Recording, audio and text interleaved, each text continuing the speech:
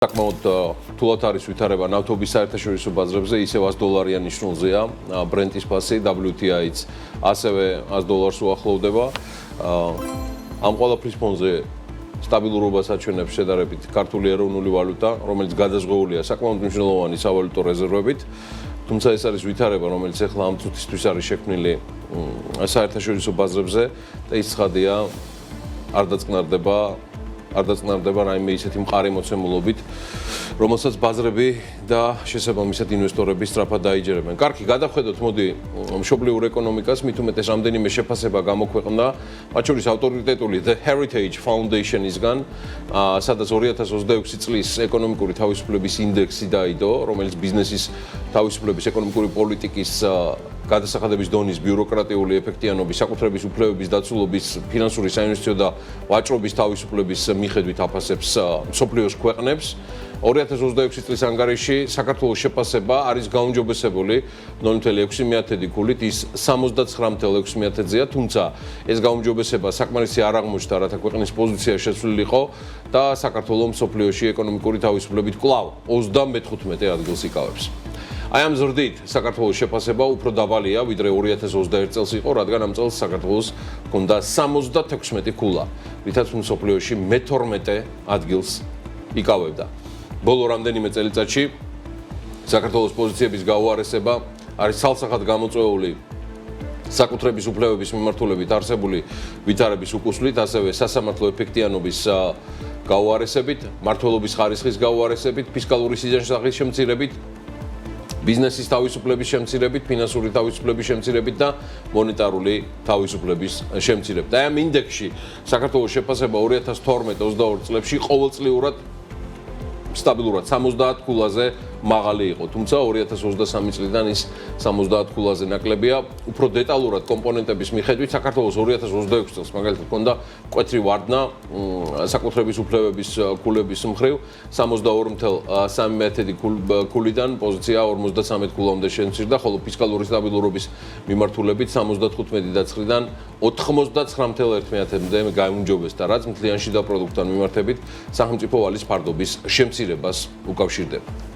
კი ბატონო, რაც შეეხება ინვესტიციებს, თემას უფრო ჩაშლილად მთავრობამ თან მით უმეტეს გამოაქვეყნა გასული წლის ინვესტიციების, უბრალოდ პირდაპირ უცხოური ინვესტიციების ამსახველი ანგარიში და მე მგონი ამისთვის ღირს, რომ გადავინაცვლოთ საპრეზენტაციო სივრცეში და უფრო დეტალურად წარმოგიდგინოთ ის ვითარება, რომელიც არის შექმნილი ინვესტიციების კუთხით.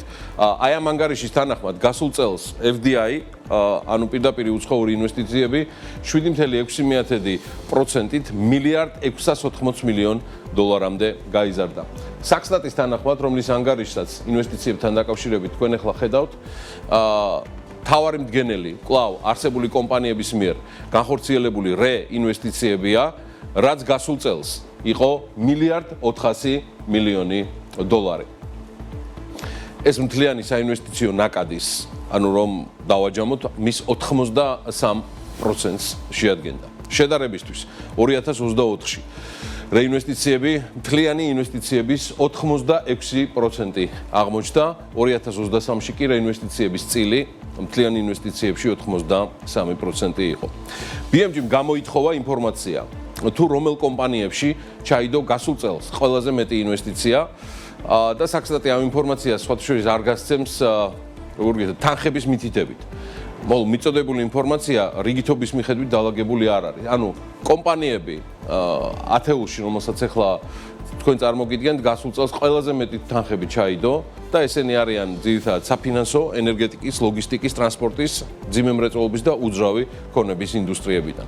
ინებეთ კომპანიები, რომლებიც ყველაზე მეტი ინვესტიციები ჩაიდო 2025 წელს და ცხადია, ეს კომპანიები არ არის რიგითობის მიხედვით დალაგებული და კიდევ ერთხელ, ეს არ არის რეიტინგი, რომელსაც თქვენთვის პერიოდულად ამზადებენ BMG-ის ანალიტიკოსები. ამ დროს ჩათვალეთ, რომ აი ეს ყველაფერი ახლა რაც აი აქ არის წარმოდგენილი, გაცილებით კარგი იქნებოდა, რომ იყოს უკვე ბრენდირება და ლოგოები ამ კომპანიების სუბიექტურად ნიკა შელიას და მისი პარტნიორის ადამ პაჭკორიას გემოვნებით არის დალაგებული. მაშასე, გასული წლის უმსხვილესი ინვესტორი კომპანიები გახლავთ. სააქციო საზოგადოება BGO ჯგუფი, ეს არის საფინანსო და სადაზღვევო საქმიანობები, რომელიც გაერთიანებული სამეფოში არის რეგისტრირებული. IG Development Georgia, თქვენთვის კარგად ცნობილი რამდენიმე მეგა პროექტით, მინდია საბანაძის ბიზნეს ჯგუფი, რომელიც ახორციელებს Citizens მოლების უზარმაზარი ქსელი, რომელსაც ეს ჯგუფი ინვესტირებს საქართველოში და ძალიან აქტიურად ინვესტირებს და ისინი ძალიან ბევრ პროექტს განახორციელებენ უახლოეს მომავალში დამატებით. IDS Borjomi, კომპანია Macticom, Sokar Midstream Operation, Stock Sokaris ქართული წარმომადგენლობა, აქვეა Taurban საქართველო, ქართული ცემენტი, შპს Silk Road ჯგუფი, გიორგი რამიშვილის ბიზნეს ჯგუფი, კომპანია Aqualia, ეს არის კომპანია, რომელიც ფლობს თბილისის, რუსთავის და მცხეთის წყალგამანაწილებელ სისტემას და კომპანიას და თბილისი ენერჯი. თბილისი ენერჯი, რომელიც ასევე არის წარმოდგენილი როგორც თბილისის ბუნებრივი აირის გამანაწილებელი კომპანია. კიდევ ერთხელ მოგახსენებთ, რომ ეს არის უკვე ინდუსტრიები და ბიზნეს სექტორები, რომლებიც 2025 წელში ყველაზე მეტი თანხები ჩაიდო. და აი აქ რასაც ხედავთ, აი ამ ბიზნეს სტრუქტურებს, ეს არის ის მიმართულებები, რომელიც საქართველოში ყველაზე მეტად გენერირებდა ფულს. ანუ აქ იდებოდა ფული და ეს ყველაზე დიდ ამონაგებს აკეთებდა. და პირველ ადგილზე არის საფინანსო და სადაზღვევო საქმიანობები, მეორე ადგილს იკავებს უძრავი ქონება, მესამეზე არის ტრანსპორტი, დამამუშავებელი მრეწველობა, ინფორმაცია და კომუნიკაციები, მშენებლობა მეხუთე ადგილზე, ვაჭრობა, რომელიც სტაბილურად არის ათეულში მუდმივად, ხელოვნება, გართობა და დასვენება, განათლება, სოფლის მეურნეობა და მეათე ადგილზე არის კუმულატიურად დანარჩენი სექტორები. ძალიან მოკლე რეზუმირება ინვესტიციებთან დაკავშირებით არის შემდეგი. საქართველოში ბოლო წლები არის ინვესტიციების, ანუ პირდაპირი უცხოური ინვესტიციების მკვეთრი დეფიციტი. ანუ როგორც ვაჟა ზაზაევიჩი იტყოდა, ინვესტიციების მიმართულებით დეფიციტში მუდმივი გარღვევა გვაქვს.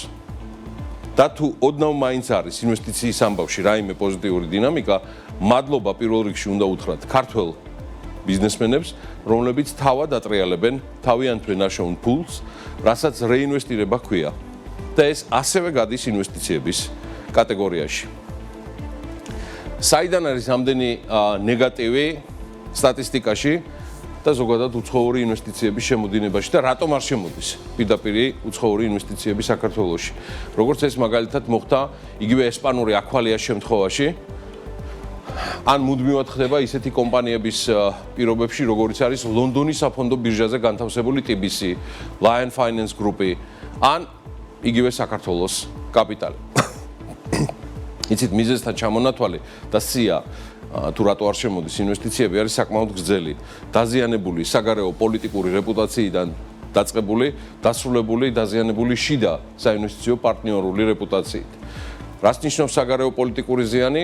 ეს კარგად იცით იმედია, საუბარია ევროპულ და ზოგადად დასავლურ სტრუქტურებთან პარტნიორულ ურთიერთობაზე, იგნორირებაზე და ვარის თქმაზე, რომლის გადატვირთვის მცდელობაზე ინფორმაციები ჩვენ მოგდის, მაგრამ ამაზე უფრო დეტალურად ხვალინდელ საავტორო პროლოგში მოგახსენებთ. აი რაც შეეხება შიდა რეპუტაციას, ინვესტორებისთვის გარეთ საკმაოდ კარგად იყო ცნობილი თუ როგორ მიიღებოდა გადაწყვეტილებები საქართველოში. ვის მიერ, რა ფორმით. ამიტომ მათ არ სურთ აი ამ არაფორმალურ მართლობაში და ეკონომიკაში მონაწილეობა მიიღონ. სადაც ჯგუფი, რომელიც ბოლო 12 წელიწადი აკონტროლებდა ყველაფერს, დაწყებული საზღვარზე ტვირთის გატარებიდან დასრულებული ლამის გადამფრენი ფრინველების მოძრაობის მარშრუტსაში, დღეს ეს ჯგუფი შერისხულია. მათ ატამანზე ლამის საქმე არის აღძრული, შეიძლება ინტერპოლზეც დასვანო. მართლობის აი ამ მახინჯს სრულიად მართლობის სტილს ემატება გადაწყვეტილებები, რომელიც იყო ამ პერიოდში მიღებული, აი მსგავსი ნამახვან ჰესისა და სხვა პროექტებისა, სადაც კონკრეტული ინვესტორებისთვის პირობები შეიცვალა, ზოგიერთ შემთხვევაში საერთოდ მოირღვა და ამან ასეულობით მილიონი ლარი აზარალა ჩვენი სახელმწიფო ბიუჯეტი და ჩვენი გადასახდელი გახდა კონკრეტული ჩინოვნიკების გამო მიღებული სხვადასხვა გადაწყვეტილებები. უწერია თუ არა აი ამ გადაწყვეტილებებს გამოსწორება, ვერ გეტყვით, ეს ურთულესი ამოცანაა. ხო და ერთი რაც ვერ გავიგე, როცა ეს ალიბაბა და 40 ყაჩაღის პრინციპით მართავ ეკონომიკას და პერიოდულად ატამანს ვირისაბანოში უშვებ, იქ სადაც ასეთი მართლობაა, ნამდვილი ინვესტიციების ადგილი არ არის და ამიტომაც ვხარობთ იმით, რომ ინვესტიციას ვეძახით და აურიცხავთ ყველაფერს, დაწყებული გაყიდული ბინიდან დასრულებული ქართველების მიერ საკუთარ ბიზნესში ჩატრიალებული თანხებით. ანუ რეინვესტიცია იგივე ესტონური მოდელი, რომელიც სხვათა შორის ერთ-ერთი გამორჩეული ეკონომიკური რეფორმაა ბიზნე ივანიშვილის მმართველობის პირობებში, რომელიც გიორგი კვირიკაშვილის პრემიერობის პერიოდში შედგა. მოკლედ, აი ასე. აი აქ ვართ ინვესტიციების კუთხით, მიმართულებით თავისი სტატისტიკით და ყველაფრით და მე თუ მკითხავთ მმართველობის აი ამ სტილიდან თუ რეჟიმიდან თუ მენეჯმენტიდან გამომდინარე პირიქით მიქნია და კიდევ კარგად ვართ და არა გვიშევს.